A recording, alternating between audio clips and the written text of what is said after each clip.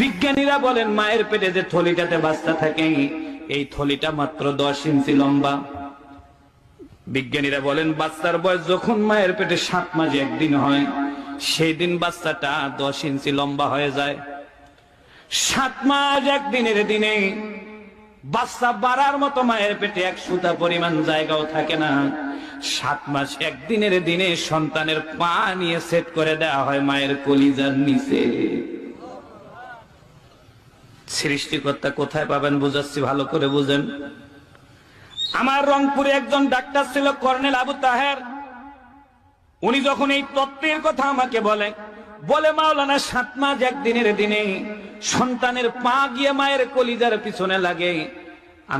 আমি গোটাটা জীবন বাইরে থেকেছি। আমি চূড়ান্ত ভাবে আমার মা বাবার প্রতি দুর্বল। যখন উনি আমাকে কথাগুলো বলে